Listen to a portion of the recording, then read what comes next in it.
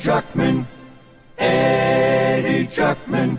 Listen to him on your iPod. That's right, on your iPod. Eddie Druckmann, Eddie Druckmann. No, not Buckman, we said Druckmann.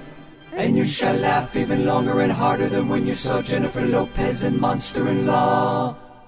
And now Eddie Druckmann.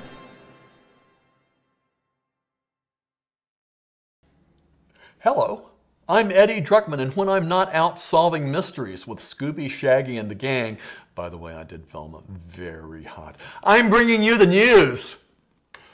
For the second time, People magazine named George Clooney the sexiest man alive. Clooney shares that double honor with his friend Brad Pitt and with Richard Gere. Tom Cruise, who was voted by People the man alive most likely to embarrass himself in public by overly demonstrative shows of affection before a perhaps staged marriage, had no comment on his honor. Sir Elton John made his views clear on religion during a recent interview with the London Observer. I think religion has always tried to turn hatred toward gay people.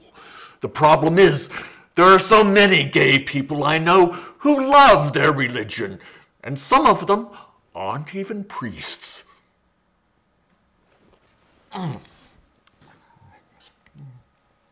Princeton, New Jersey.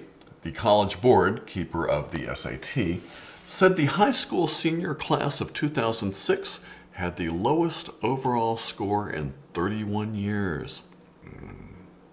But the College Board maintains this is nothing to worry about, since it was the first year that exam takers had to contend with an essay section.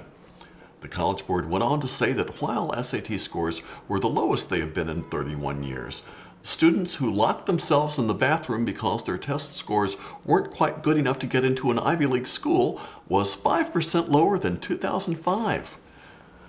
Go team.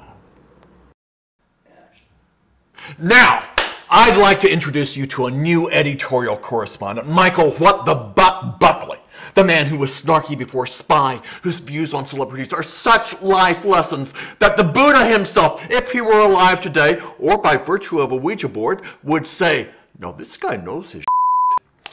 It's time for What the Buck! I am beautiful, no matter what they say. Words can't bring me down. This is Carlos. Hola, Carlos. Hola, Michael. So, Carlos, where were you when you heard about Britney Spears? I was actually at work, and I got a CNN breaking news bulletin, and it was the first thing I opened in the morning when I got in. It was shocking. That's how you react. You were shocked. I was shocked. I've been reading on PerezHilton.com for weeks. The breakup was coming, but I refused to believe it until it actually happened. Are you upset? I'm not upset. No.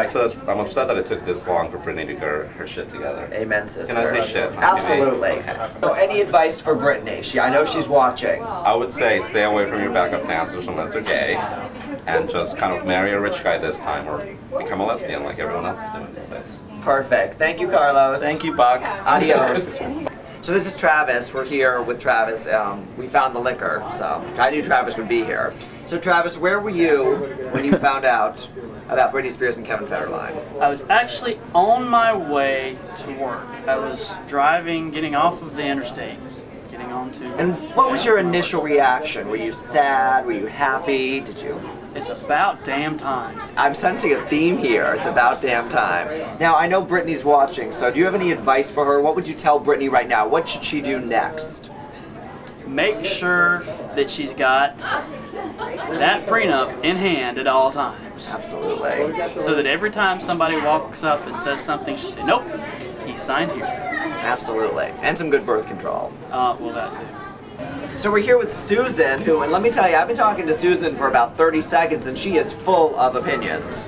Well, what do you want to know? Susan, where were you when you found out about Britney Spears and Kevin Federline? Oh, God. Exactly. I love her reaction. Yeah, it was at home. I was home, and I was watching the news, NBC Nightly News with Brian Williams, and it was like one of the stories, one of the leading stories. And Big news. Yeah, it was huge. And I was a little, you know, I felt bad for her. Right. Do you like her as a blonde or a brunette? I think as a blonde, I think she's fundamentally a blonde. I think she looked lovely as a brunette, but I think deep down her persona and her chopping on gum thing. Yeah, no offense, I love you. You know, the caricature artist on the boat chomps on gum. Love your shirt. I saw him. To get the pearl one because I wanted to wear the have you seen the caricature? Excuse me, time out. Time out. Yeah. Time out. So, Buck, let's get right to it. What are your reactions to the Britney Spears K-Fed marriage going Hindenburg, or LZ-129 as the Nazis had it? Leave it to Republican Britney Spears to upstage the Democratic victory and the Dancing with the Stars semifinals by electing to file for divorce from Kevin Federline on Election Day. All I can say is, Britney, welcome home. So, what's in store for our favorite no longer virgin pop star? Well, Britney will continue to dress horribly. Some may think she's looking hot again, but I think it's just our collective joy she is no longer wearing that ugly deadbeat husband as an accessory. So, in the midst of all this unpleasantness, I find it really sad that everybody seems to have forgotten about first husband Jason Alexander. I hasten to mention that we're not talking about the Seinfeld Jason Alexander here. Right. Well, Jason Alexander says that Kevin is an idiot, and all he did was spend Britney's money. He also told reporters he still loves Britney, and she should call him because he's a great person to talk to. Well, what would be your advice to him? She got an annulment from you, jackass. She doesn't want to talk to you. And what are your sage Buck words of advice for Britney Spears herself? Keep your chin up, your boobs out, your panties on, and your birth control prescription refilled. Welcome home, bitch. What the buck? Well, there you have it. Welcome home, bitch. Words to live by, Britney. Thanks, Buck. Until next time, this is Eddie Druckmann leaving you with a few words, especially for our viewers outside the United States. We're not really that bad. We're just developmentally challenged when it comes to presidential elections. This has been Eddie Druckmann on the web, where no one is safe, not even me. Now go out and play. The sun is shining someplace, right? Doesn't it? It has to be. Eddie Druckmann, Eddie Druckmann, listen to him on your iPod, that's right, on your iPod. Eddie Druckmann, no not Buckman, we said Druckmann. And you shall laugh even longer and harder than when you saw Jennifer Lopez in Monster-in-Law. And now Eddie Druckmann,